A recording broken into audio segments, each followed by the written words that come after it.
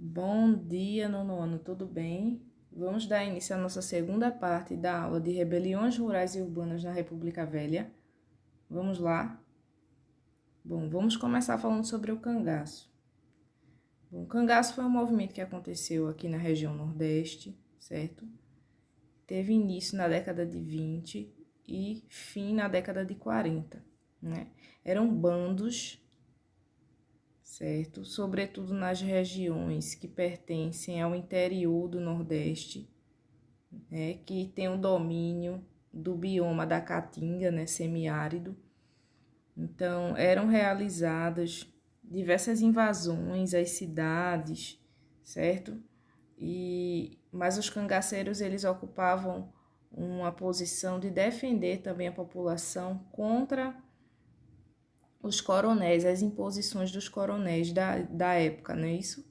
No entanto, existe a dialética, né? Os cangaceiros, eles foram heróis ou eles foram bandidos, né?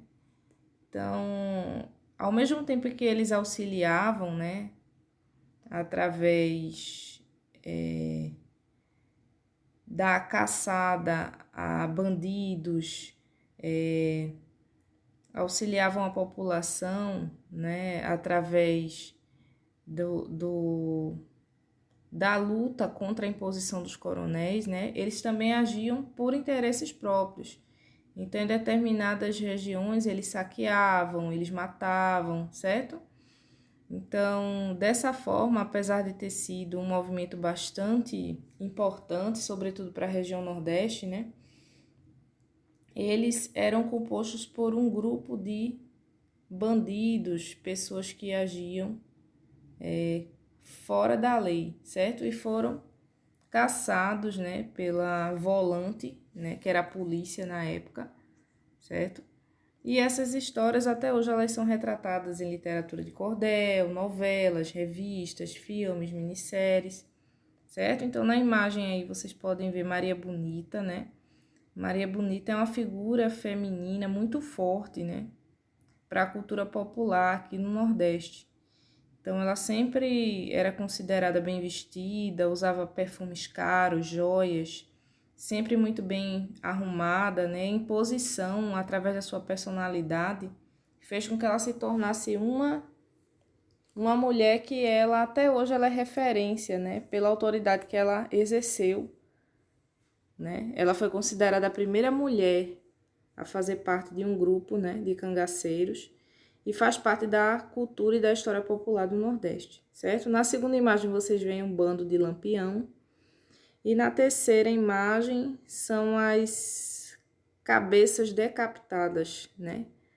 Após a emboscada que foi armada pela Volante, certo? Dando fim ao cangaço em 1940, quando, próximo à Gruta do Angico, em Sergipe, o bando de Lampião foi pego e foi executado, certo? Em uma emboscada. Então, as cabeças foram decapitadas e expostas em praça pública. Bom, em relação à greve geral de 1917, foi uma greve que aconteceu devido a uma série de melhorias que os empregados, os industriais, né, reivindicavam. Então, nessa época, o que acontece? A industrialização no Brasil estava iniciando, né? Nas indústrias, né, a maioria dos empregados eram de origem branca, né? A abolição da escravatura tinha encerrou em 1988, certo? Então fazia pouco tempo, aproximadamente 30 anos, né, que os escravos, as pessoas escravizadas tinham sido libertas. No entanto, eles não conseguiam ocupar cargos, postos de trabalho, né? E isso causava grande revolta. Nessa época, a imigração também no Brasil era algo frequente, porque o governo estava incentivando a entrada de imigrantes para trabalhar nas lavouras de café, né? No entanto, eles viviam em condições miseráveis, né? Nas cidades grandes, morando em cortiços, em situações muito inadequadas, né? Os salários eram baixos, os expedientes de trabalho eram muito extensivos, né? De 14 a 16 horas por dia. Não haviam leis trabalhistas, não havia justiça do trabalho, certo? Então, houve nessa época, em 1917, uma paralisação das indústrias, né? Através dessa greve geral.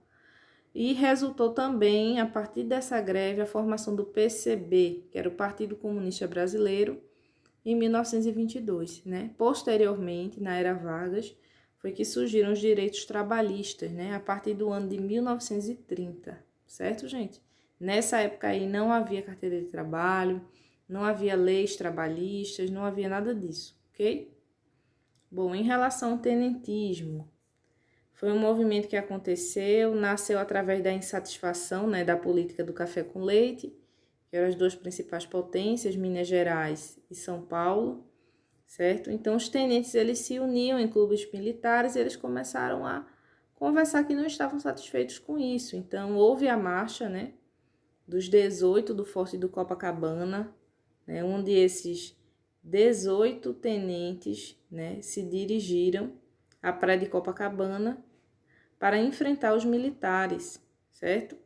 No entanto, houve uma chacina e desses 18, somente 2 sobreviveram, certo? No entanto, foi um episódio importante para a história do Brasil.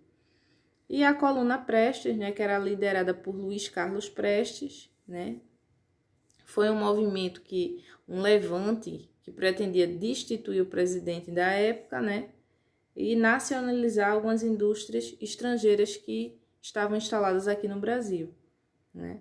E lutou-se bastante através de uma marcha, né, para a libertação dessas pessoas escravizadas que viviam no interior ainda do Brasil, sobre o regime de escravidão, apesar da abolição ter sido propagada em 1888, certo, gente? Então, a coluna Prestes, né, Luiz Carlos Prestes, ele ficou conhecido como Cavaleiro da Esperança, né, devido a essas diversas libertações que ele realizou no interior do Brasil.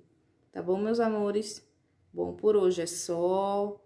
Um abraço enorme, certo? E segunda-feira nos veremos na monitoria, certo? Tchau!